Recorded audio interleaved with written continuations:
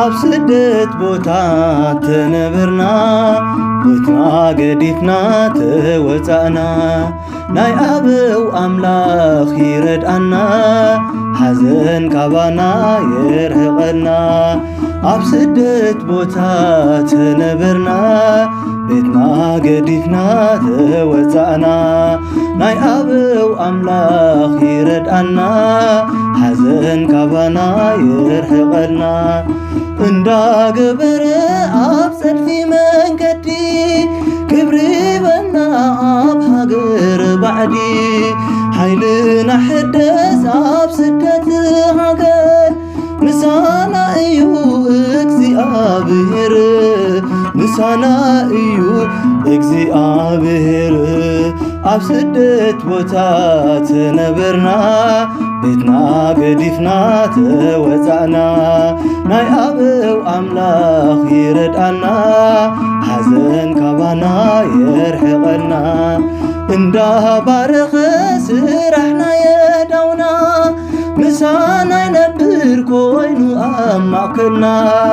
ኣብ ባዕዲ ሃገር ትጉሃን ኮና ኣብ ጸልማትና በርቲዑ ሓይልና ኣብ ጸላትና በርቲዑ ሓይልና ኣብ ስደት ቦታ ተነበርና ቤትና ገዲፍና ተወፃእና ናይ ኣበው ኣምላኽ ይረድኣና ሓዘን ካባና የርሕቐልና ስሙ ክንጽውዕ ጠሚትና ናብ ምቕራብ ናብኡ መጺና ከርሕቐና ሕማቕ ክብሪ ሂቡና ኩሉ ሰላም ኮነ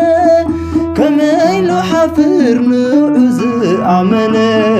ከመይሉ ሓፍር ንዑ ዝኣመነ ኣብ ስደት ቦታ ተነበርና ቤትና ገዲፍና ተወፃእና ናይ ኣበው ኣምላኽ ይረድኣና